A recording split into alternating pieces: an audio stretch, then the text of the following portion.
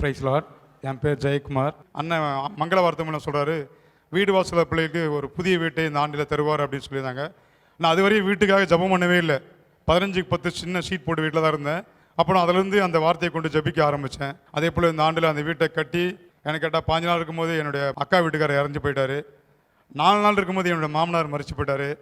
ஆனால் இது நடக்குமா அப்படின்னு ரொம்ப கஷ்டத்தில் இருந்தேன். ஆனாலும் அதுக்காக ஜெபம் பண்ணிட்டு இருந்தேன். கர்த்தர் என்னை ஆறுதல் படுத்தினார். அவர் வார்த்தை கொடுத்தார். இங்கே இன்விடேஷன் கொடுக்கும்போது சொன்னாச்சு, ஏசாயா 32:18 என் ஜனங்கள் சமாதான தாபனங்களையும் நிலையான வாசனங்களையும் குடியிருக்குன்னு சொன்னார். கர்த்தர் செய்த அதிசயங்கள் அற்புதத்துக்கு கூடான கூடி இருக்கு. கள்ளக்குறிச்சிலேருந்து வரேன். என் பேர் ஷீபா. நான் ஒரு ப்ரைவேட் ஸ்கூலில் ஒர்க் பண்ணிட்டு இருந்தேன். அப்போ அக்ரிமெண்ட் சைனில் பண்ணதால என்னுடைய சர்டிஃபிகேட் திரும்ப ரிட்டன் தரமாட்டேன்னு சொல்லிட்டாங்க. ப்ரேயர் பண்ணக்குள்ள பிரதர் சொன்னார், உங்களுக்கு கிடைக்காத எல்லா பொருளும் சரி, உங்ககிட்ட சேராத எல்லா சர்டிஃபிகேட் எதுவானாலும் உங்களை தேடி அவங்களே ஃபோன் பண்ணி கூப்பிடுவாங்கன்னு சொன்னாங்க. அதே மாதிரி சனிக்கிழமை வந்தேன், ஞாயிற்றுக்கிழமை முடிஞ்சு திங்கக்கிழமை காலைல 10 மணிக்கெலாம் அவங்களே உங்களுடைய சர்டிஃபிகேட்லாம் வாங்கிக்கோங்கன்னு சொன்னாங்க. ஹல்லேலூயா.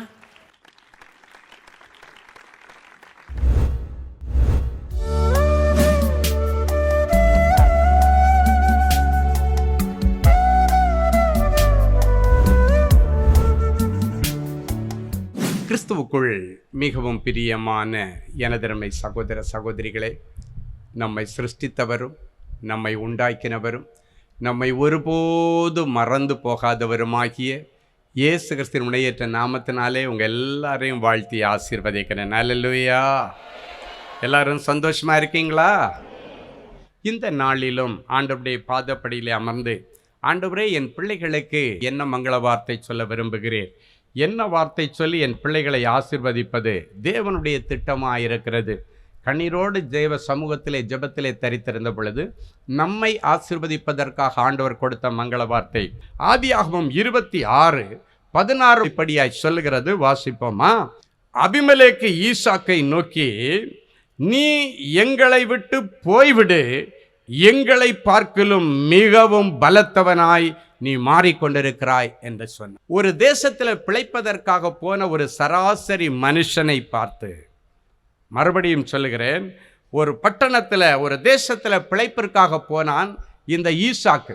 ஆனால் அந்த பட்டணத்தில் அவன் நாளுக்கு நாள் பலத்தவனாய் மாறினானாம். அவனுடைய வளர்ச்சியை பார்த்து ஆச்சரியப்பட்ட அந்த தேசத்தினுடைய ராஜா சொல்றாரு, எப்பா எங்க இடத்தை விட்டு நீ காலி பண்ணி போயிருப்பா, ஏன்னா நீ எங்களை காட்டிலும் பலசாலியா இருக்கிறாய், எங்களை விட நீ பலத்து கொண்டிருக்கிறாய், பெரிய ஆளாயிட்டே இருக்கிற. ராஜா சொல்றாரு, இந்த தேசத்துல நான் ராஜா, மந்திரிமார்கள் சொல்றாங்க, எங்களை விட நீ பலத்து கொண்டிருக்கிறாய், எனவே எங்களை விட்டு போய்விடு என்று சொல்லுகிறார். இந்த இடத்தை விட்டு நீ போயிருப்பா, காலி செய்திருப்பா. ஒரு ராஜா சொல்றாரு, காலி பண்ணியிருப்பா, நீ எங்களை பார்க்கலும் மிகவும் பலத்தவனாய் ஏறிக்கொண்டே போகிறாய், வளர்ந்து கொண்டே போகிறாய் என்று சொன்னார். ஏன் இந்த ஈசாக்கு அங்கிருக்கிற ராஜாவை பார்க்கிறோம் பலத்தவனாய் மாறினான்? இந்த ஈசாக்கு யாரு? நான் சொன்னேன், ஆபிரகாமுடைய பிள்ளை. இவனுடைய தகப்பன் ஆண்டவருக்கு பயந்து ஜீவித்தபடியினாலே இவன் பிழைக்க போன இடத்துல அவன் பலத்தவனாய் மாறினான். அவங்க எப்படியாவது இந்த இடத்த விட்டு காலி பண்ணியிருப்பா, இல்லைன்னா நீ எங்களை விட பெரிய ஆள் ஆயிடுவ, இப்பவே ஆயிட்டேன்னு சொல்றான். இவன் மபிடம் விட்டு இன்னொரு இடத்துல போய் உட்கார்ந்தான். அதன் பிறகு அங்கிருந்து இன்னொரு இடத்துல போய் உட்கார்ந்தான். ஒவ்வொரு இடத்துலையும் அவன் போற இடத்துல எல்லாம் அவன் எங்கெல்லாம் கை வச்சானோ அவன் தொட்டதெல்லாம் பொன்னானது, அவன் செய்வதெல்லாம் வாய்த்தது. அங்க இருக்கிற ஜனங்கள் அவனிடத்துல வாக்குவாதம் பண்ணி, அநேக ஜனங்கள் அந்த இடத்திலிருந்து வாக்குவாதம் பண்ணி, இவன் கிணறு தோண்டியாச்சுன்னா அதில் தண்ணீர் வந்த உடனே இந்த கிணறு எங்களுக்கு வேணான்னு சொல்லி அதை போய் அவங்க எடுக்கிறதுக்கு வர்றாங்க. பரவாயில்லைன்னு விட்டு கொடுத்துட்டு போகிறான். இன்னொரு இடத்துல போய் தோன்றான், அங்கேயும் விட்டு கொடுத்துட்டு போகிறான். ஆனால் கடைசியாக ஒரு இடத்துல தோண்டுகிறான். அங்கே தண்ணி தாராளமாய் வந்தது. ஒருவனும் வாக்குவாதம் பண்ணவில்லை. அந்த இடத்திற்கு ரெகபோத் என்று பெயரிட்டான் என்று ஆதியாகமம் 26:22 நாம் வாசிக்கிறோம். இன்றைக்கு ஒரு ரெகபோத்தின் ஆசீர்வாதம் உனக்கு வருகிறது. அடுத்தவர்களுடைய ஆசீர்வாதத்தை குறித்து வாக்குவாதம் பண்ணவோ வில்லங்கம் பண்ணவோ, உன்னுடைய வேலையை குறித்து வில்லங்கம் பண்ணவோ, உன் வருமானத்தை குறித்து வில்லங்கம் பண்ணவோ இல்லாதபடிக்கு ஒரு ரெகபோத்தின் காலங்கள் உனக்காக இன்றைக்கு ஆண்டவர் ஆரம்பிக்கிறார். அல்லேலூயா. இனி ஒரு ரெகபோத்தின் காலங்களை கர்த்தர் உனக்காக ஆரம்பிக்கிறார். என் அன்பு தேவனுடைய பிள்ளைகளே, இனி யார் யாரெல்லாம் உன்னை அற்பமாக நினைச்சாங்களோ, உன்னை விட பெரிய இடத்துல இருந்தவங்க எல்லாம், எப்பா தயவு செய்து என்னை மன்னிச்சிருப்பா, நான் கூட உன்னை என்னமோ நினைச்சேன், உனக்கு விரோதமாக நிறைய செய்திருக்கிற, என்னை மன்னிச்சிருன்னு சொல்லுவாங்க. ஒரு ராஜா வந்து சொல்றாரு, எங்களை காட்டில நீ பலத்தவனாயிருக்கிறாய். ஏன்? வசனம் சொல்லுகிறது, அவங்க அப்பா ஆண்டவருக்கு பயந்து ஜீவிச்சதுனால உன் வம்சம் பலத்திருக்கும் என்று சொன்னார். உன் பிள்ளைகள் பலத்திருக்க வேண்டுமானால், உன் பிள்ளைகள் பலசாலிகளாய் இருக்க வேண்டுமானால், உன் பிள்ளைகள் சாதனைகளை படைக்க வேண்டுமானால், உன் பிள்ளைகள் வலிமை மிக்கவர்களாய் இருக்க வேண்டுமானால், இன்றைக்கு அது வேறு யாருடைய கையிலும் இல்லை, அது உன் கையில் இருக்கிறது என்று கர்த்தர் சொல்லுகிறார். ஹல்லேலூயா. உங்க பிள்ளைகளை ஓகோன்னு நீங்க கொண்டு வருகிறது உங்க கையில தான் இருக்கு, வேற அடுத்தவங்க கையில இல்லை. ஆண்டவர் கையில் அடுத்தபடியா உங்க கையில இருக்கு. நீங்க ஆண்டவருக்கு பயந்து ஜீவிச்சா, எப்படி ஆபிரகாம் ஆண்டவருக்கு பயந்து ஜீவிச்சத நிமித்தம் அவங்களுடைய பிள்ளையாகிய ஈசாக்கு எங்கெல்லாம் போய் கிணறு தோன்றானோ எல்லாம் அவனுக்கு வாய்த்தது. கடைசியா என்ன பண்ணாங்க, அவங்க சொன்ன இடத்துல நகர்ந்து போய் அங்கு அவன் பெரிய ஆளான உடனே திருப்பி அந்த ராஜா வர்றாரு, அவங்களுடைய மந்திரிமார்களோட வந்து சொல்றாரு, நீ உன் ஆண்டவரால் ஆசீர்வதிக்கப்பட்டவனாமே, உன் ஆண்டவர் உன் கூட இருக்கிறாராமே. ஏன்னா அவங்களுக்கு தெரிகிறது இது சாதாரணமாய் நடக்கக்கூடிய உயர்வு அல்ல. ஏன்னா அது ஒரு பஞ்சகாலம். அந்த பஞ்சகாலத்திலே அவன் அங்கு விதை விதைக்கிறான், தொழில் செய்கிறான். அந்த பஞ்சகாலத்திலே கர்த்தர் அவனை ஆசீர்வதித்து 100 மடங்கு ஆசீர்வதித்து அவனை வர வர விருத்தி அடைய பண்ணி மகா பெரிய செல்வ சீமானாய் ஆண்டவர் மாற்றினார். என் அன்பு தேவனுடைய பிள்ளைகளை, இன்றைக்கு ஆண்டவர் உங்களை பார்த்து சொல்றாரு, உங்க பிள்ளைகள் செல்வ சீமான்களாய் இருப்பது உங்களுடைய கையில் தான் இருக்கிறது.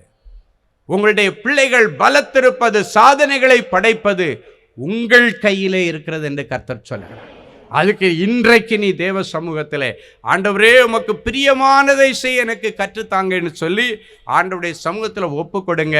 கர்த்தர் மகிமையான காரியங்களை செய்வார். ஹல்லேலூயா. அந்த ராஜாக்கள் வந்து சொல்றாங்க, உங்க கூட கர்த்தர் இருக்கிறதை பார்க்கிறோம், நீங்கள் உங்கள் ஆண்டவராலே ஆசீர்வதிக்கப்பட்டவர்கள். ஏன்னா அவங்களுக்கு தெரிகிறது இது இயற்கையாகவே இவன் கஷ்டப்பட்டு உழைக்கிறதுனால மட்டும் நடந்த உயர்வு அல்ல, ஒரு அபரிவிதமான ஒரு உயர்வு, ஒரு மேன்மை இவனுக்கு வந்து கொண்டிருக்கிறது. கட்டாயம் இது இவங்களுடைய ஆண்டவரால் மட்டும்தான் இது நடக்கும் என்று சொன்னார்கள். இன்றைக்கும் ஆண்டவர் ஏதோ ஒரு காரியத்தை உன் வாழ்க்கையில செய்ய போகிறார். உன்னுடைய வாழ்க்கையில ஏதோ ஒரு அற்புதம் இன்றைக்கு நடக்க போகிறது.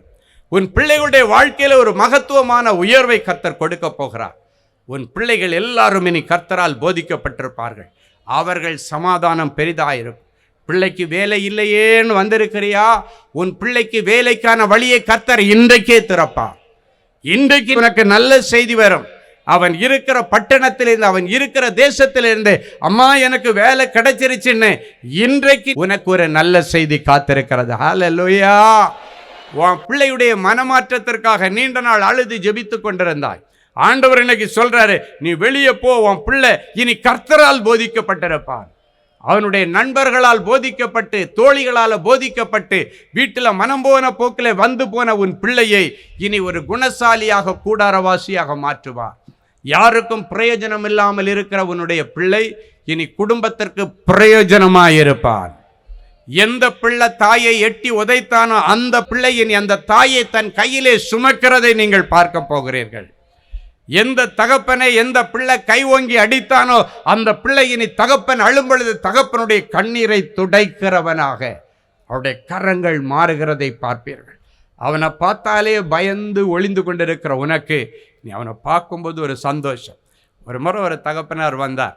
அவர் சொன்ன காரியம், என் பிள்ளை சில நேரங்களில் குடிச்சு வரைச்சி தேவையில்லாத நிறைய போதை வஸ்துக்களுக்கு அடிமையாகி, மதுபானம் மட்டுமல்ல வேற நிறைய போதை வஸ்துக்கள், இன்ஜெக்ஷன் முதற்கொண்டு நிறைய அதுக்கு அடிமைப்பட்டிருக்கிறான். நான் வீட்டில் வரும் பொழுது யாரை அடிப்பான் என்ன பண்ணுவான்னு யாருக்குமே தெரியாது, எதை போட்டு உடைப்பான்னு தெரியாது.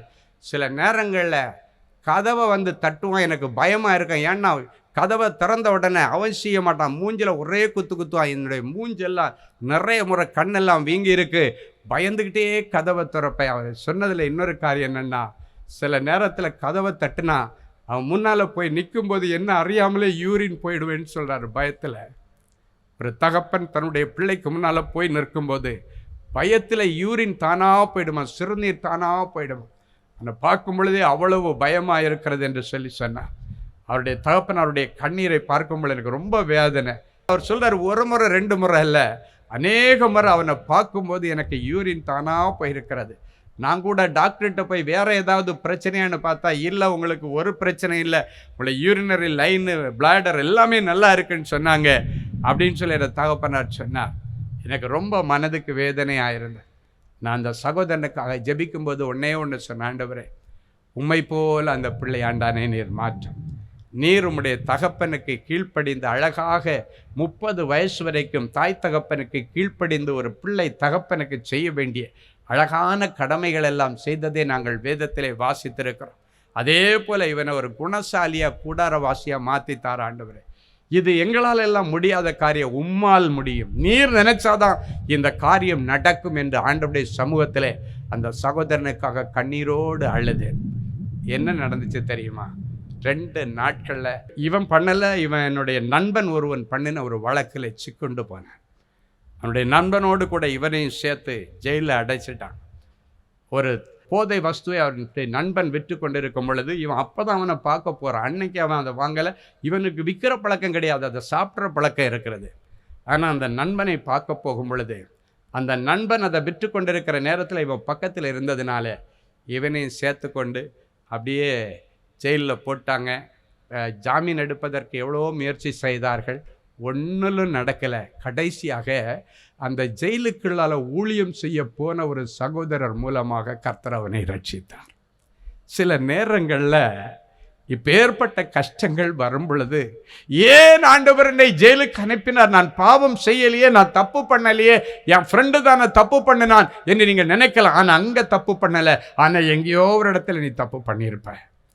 அங்கே ஜெயிலில் கொண்டு போட்டாலும் அந்த ஜெயிலில் ஊழியம் செய்வதற்காக ஒரு கணவன் மனைவி ஒரு தம்பதியர்கள் வந்தார்களாம். வந்து அந்த இடத்துல அன்னைக்கு செய்த ஊழியத்தின் நிமித்தம் இவன் ரட்சிக்கப்பட்ட அன்னைக்கு அவங்க போய் பேசினது என்னென்னா, மதுபானங்கள், இது மாதிரி கஞ்சா, இது மாதிரி பொருட்கள், இதற்கு அடிக்ஷனாக இருக்கிறவங்க அவங்களுக்கு ஏற்ற ஒரு செய்தியை கொடுத்து அவங்க சொன்னதில் எப்போ அவன் மனம் திரும்பினானா, இயேசுநாதர் உன்னை குறித்து ரொம்ப துக்கப்படுகிறார், நீ தங்குகிற ஆலயம் ஆண்டவர் தங்குகிற ஆலயம், அதை தீட்டுப்படுத்த உனக்கு அதிகாரம் இல்லை, அதை அலங்கரிக்க உனக்கு அதிகாரம் இருக்கிறது. நீ இந்த கஞ்சாவோ இந்த மதுபானங்களை நீ சாப்பிடும் பொழுது பரிசுத்தமே உருவான இயேசுவை நீ சாப்பிட வைக்கிறதற்கு அடையாளம். ஏன்னா அவர் உன் உள்ளத்தில் இருக்கிறார். அவருக்கு நீ வற்புறுத்தி இந்த கஞ்சாவை ஊற்றுறதுக்கு உனக்கு ஒரு தைரியம் இருக்கணும்னா இது சாதாரண தைரியம் இல்லைன்னு சொல்லி அவர்கள் பேசும் பொழுது அவனுடைய இருதயத்தில் அழுதான். இயேசு எவ்வளவு பரிசுத்த தெய்வம், இந்த பரிசுத்த தேவனை அவர் என் இருதயத்தில் இருக்கிறாரு, வாசப்பட்டு இருக்கிறாரு, இதை நான் சாப்பிடுகிறத நிமித்தம் அவரை பலவந்தம் பண்ணி நான் வேதனைப்படுத்துகிறேன் என்று அவனுடைய இருதயத்தில் அழுதானா. ஒரு 2 முறை அவனுக்கு ஜாமீன் தள்ளுபடி பண்ணாங்க, கிடைக்கல. 3வது முறை அவன் வரும் பொழுது முதல்ல பண்ணின காரியம், என்னை சர்ச்சைக்கு கூட்டு போங்க. அவர் கத்தோலிக்க திருச்சபையின் பின்னணியில் இருக்கிறவர். அவன் சொன்னான், நான் பாவ சங்கீர்த்தனை செய்யணும் அப்படின்னு சொன்னானா. அவங்க தாயாரிடத்தில் என்னப்பா அப்படின்னு கேட்டேன். இல்லை, நான் பாவ சங்கீர்த்தனை செய்து நன்மை எடுத்ததுக்கு பிறகு தான் நான் வீட்டுக்கு வருவேன், என்னை ஃபாதர்கிட்ட கூட்டுட்டு போங்க. மத்தியானம் அவனை வெளியே ஜெயிலிருந்து அவனுக்கு ஜாமீன் எடுத்து வெளியே கொண்டு வர்றாங்க. சாயங்காலம் பூசைக்கு முன்னால் ஃபாதர்கிட்ட சொல்லி அவன் போய் நின்று அந்த பாவ சங்கீர்த்தனை செய்து ஃபாதர்கிட்ட அழுது கதறினான், இயேசு என்னை மன்னிப்பாரா, இயேசு என்னை மன்னிப்பாரா. ஃபாதர் சொன்னாரா, ஆண்டவர் உன்னை மன்னிச்சிட்டாருன்னா அதெல்லாம் மறந்தே போயிடுவாருப்பா, நீ ஒரு புது மனுஷன். அப்போ அன்னைக்கு பாவ சங்கீர்த்தனை செய்து நன்மை எடுத்துட்டு வீட்டுக்கு வந்தான். இன்றைக்கு அவன் நன்மை செய்கிறவனாய் சுற்றித் திரிகிறான், அநேகருக்கு நன்மை செய்கிறவனாய் சுற்றித் திரிகிறான். ஒருவேளை உன்னுடைய பிள்ளையும் இதே போன்ற காரியங்களிலே நடக்கிறான், யார் சொல்லியும் கேட்கவில்லை என்று ஒருவேளை நீ கண்ணீரோடு இருப்பாயானால் என் இயேசு சொல்கிறார், இன்றைக்கு உன் பிள்ளை இருக்கிற இடத்திலே ஆண்டவர் அவனை சந்திக்கிறார். அந்த பிள்ளையை ஒரு குணசாலியாக கூடாரவாசியாக மாற்றுவார். ஒருவேளை அந்த தகப்பனாருடைய மகனை போல யாரோ ஒருவர் இந்த இடத்துல ஆண்டவர் தங்குகிற ஆலயத்தை நீ தீட்டுப்படுத்திட்டு இருந்தேன்னா, ஒருவேளை இது ஆபாச காரியங்களை பார்க்கிறத நிமித்தம் இருக்கலாம், ஆபாச புத்தகங்களை படிக்கிறத நிமித்தம் இருக்கலாம், இல்லைன்னா தகாத இச்சைகளின் காரியங்களிலே விழுந்து கிடக்கிற பிள்ளைகளா இருக்கலாம். தாய் தகப்பனை வேதனைப்படுத்துகிற பிள்ளையா இருக்கலாம். இன்றைக்கு அவன் இருக்கிற இடத்திலே கர்த்தர் அவனை சந்திப்பார். ஜெயிலுக்குள்ளே இருக்கும் பொழுது ஒருவனை என் ஆண்டவரால் சந்திக்கப்பட்டு வெளியே வந்தவுடன் அவன் போய் பாவ சங்கீதத்தை எடுத்து நன்மை எடுக்கணும்னு நிக்கிறான் உண்டா, உன் பிள்ளையை அவன் இருக்கிற இடத்திலே கர்த்தர் இன்றைக்கு இப்படி சந்திப்பார். ஒரு பெரிய மாற்றம் உன் பிள்ளைகளுடைய வாழ்க்கையில இந்த வருஷம் கர்த்தர் செய்ய போகிறார். எத்தனை பேர் ஆமென் சொல்ல முடியும்? ஹல்லேலூயா. பரிசுத்த பிதாவே, உமக்கு நன்றி. கர்த்தருக்கு பயந்து அவருடைய கற்பனைகளின்படி வாழுகிற பிள்ளைகளுக்கு அவருடைய குடும்பம், அவருடைய வம்சம் பலத்திருக்கும் என்று சொன்னேன். இன்றைக்கு உமக்கு பயந்து ஜீவிக்க, ஆண்டவருடைய கற்பனைகளின்படி வாழ தங்களை ஒப்பு கொடுத்திருக்கிற இவர்களுடைய பிள்ளைகள் இந்த பூமியிலே பலத்திருப்பார்களாக. ராஜாக்களே அவருடைய பாதப்படியிலே வந்து விழுந்து, ஆண்டவர் உங்கூட இருக்கிறார் என்று நாங்கள் கண்டோம் என்று சொல்லக்கூடிய அளவிலே இவர்கள் கையிட்டு செய்கிற காரியங்களை கர்த்தர் ஆசீர்வதியும். வியாபாரத்தை கர்த்தர் ஆசீர்வதியும். இவர்கள் எல்லைகளை விரிவாக்கும். தீங்கோ கடனோ இவர்களை துக்கப்படுத்தாதபடிக்கு அதற்கு விலக்கி காத்துக்கொள்ளும். ஈசாக்குடைய தொழிலை ஆசீர்வதித்தது போல இவருடைய கையிட்டு செய்கிற தொழிலை நீர் ஆசீர்வதிப்பீராக. ஈசாக்கை போல வர வர விருத்தி அடைய பண்ணும். அவளை ஐஸ்வர்யவானாக்கி மகா பெரியவராய் மாற்றினது போல இங்கு நிற்கிற ஒவ்வொரு பிள்ளைகளையும் ஐஸ்வர்யவான்களாக்கி மகா பெரியவர்களாய் மாற்றும்படி உம்முடைய ஊழியக்காரனாய் நிறைஞ்ச மனசுல என் பிள்ளைகளை ஆசீர்வதிக்கிறேன். இவர்கள் பாத்திரம் இனி நிரம்பி நிரம்பி நிரம்பி வழியட்டும். உடைய தரித்திரங்கள் முடிவுக்கு வருவதாக. என் பிள்ளைகளுடைய கடன்களை எல்லாம் அடைத்து என் பிள்ளைகள் கூட கூடையாய் மிச்சம் எடுக்க சேனைகளின் கர்த்தரின் பிள்ளைகளுக்கு அனுக்கிரகம் பண்ணுவீராக. ஆண்டவரே, என் பிள்ளைகளுடைய குடும்பத்தில் ஆசீர்வாதமான சுபகாரியங்கள் நடப்பதாக. தடைப்பட்டிருக்கிற எல்லா கற்பங்கள் இன்றைக்கு திறக்கப்படுவதாக. தடைப்பட்டிருக்கிற வாசல்கள் திறக்கப்படுவதாக. தடைப்பட்டிருக்கிற தேசங்களுக்கு வாசல் திறக்கப்படுவதாக. தடைப்பட்டிருக்கிற இடங்களிலே கர்த்தரின் பிள்ளைகளுக்கு டிரான்ஸ்பருக்கு வழியை திறந்து விடுவீராக. ஒருவரும் பூட்டக்கூடாதபடி திறக்கிறவர் என் பிள்ளைகளுக்கு திறந்த வாசலை இதோ உங்களுக்கு முன்பதாய் வைக்கிறேன். அதை ஒருவனும் மூட முடியாது. பாதாளத்தின் திறவுகோல்கள் மேற்கொள்ள முடியாது என்று சொன்ன தேவனே, என் பிள்ளைகளுக்காக பூட்டப்படாத திறந்த வாசல்களை கர்த்தர் கொடுத்து என் பிள்ளைகளை நீர் ஆசீர்வதிப்பீராக. என் பிள்ளைகளுடைய குடும்பத்தில் இனி சந்ததி விரிவாக்கம் உண்டாகட்டும். யாரெல்லாம் எனக்கு ஆசீர்வாதமான ஒரு இல்லற வாழ்க்கை நடக்கலன்னு சொல்லுகிறார்களோ, ஆண்டவரே இறங்கி நின்று என் பிள்ளைகளுடைய தேவைகளை சந்தித்து நல்ல இடத்திலே என் பிள்ளைகளுக்கு சுதந்திரம் தருவீராக. திருமண தடைகள் உடைக்கப்படுவதாக. பாதியிலே நின்று போன திருமணங்கள் நடப்பதாக. திருமண முறிவுகளை கர்த்தர் இன்றைக்கு சந்தித்து ஆண்டவரே முறிந்து போன உறவுகளை ஒன்றாக இணைப்பீராக. இயேசுவின் நாமத்தினாலே, இயேசுவின் மூலம் பிதாவே, ஆமேன், ஆமேன். அமெரிக்க தேசத்து மக்களுக்கு ஒரு நற்செய்தி. அன்பானவர்களே, நமது அன்பு சகோதரர் சுவிசேஷகர் டி. ஸ்டீஃபன் அவர்கள் ஆகஸ்ட் மாதம் 8ஆம் தேதி முதல் 31ஆம் தேதி முடிய அமெரிக்க தேசத்தில் உள்ள Georgia, Atlanta, Illinois, Chicago, Colorado, Denver, California, New York, New Jersey, Texas, Houston, Dallas ஆகிய பட்டணங்களில் தேவனுடைய வார்த்தைகளை பிரசங்கிக்க இருக்கிறார்கள். சகோதரரை நேரில் சந்தித்து ஜெபித்து தேவ ஆலோசனை பெற விரும்புகிறவர்கள் தொடர்பு கொள்ள வேண்டிய தொலைபேசி எண்கள் சகோதரர் ஃபெலிக்ஸ் ஜார்ஜ் +1 973 454 9686 மற்றும் தேவனின் அன்பு ஊழியங்கள் 98414 4699.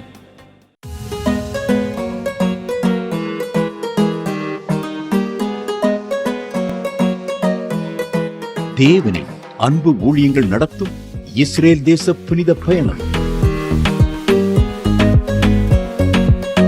அன்பானவர்களே, ஆண்டவராகிய இயேசு கிறிஸ்து பிறந்து வளர்ந்து ஊழியம் செய்து மரித்து அடக்கம் பண்ணப்பட்டு உயிரோடு எழுந்த புனித ஸ்தலங்களை கண்டு மகிழ இதோ ஓர் அரிய வாய்ப்பு. உங்கள் வாழ்நாள் கனவை நனவாக்க நமது அன்பு சகோதரர் சுவிசேஷகர் டி. ஸ்டீஃபன் அவர்களுடன் 11 நாட்கள்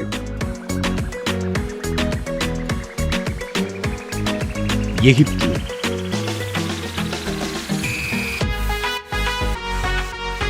யோர்தான், பாலஸ்தீனம்,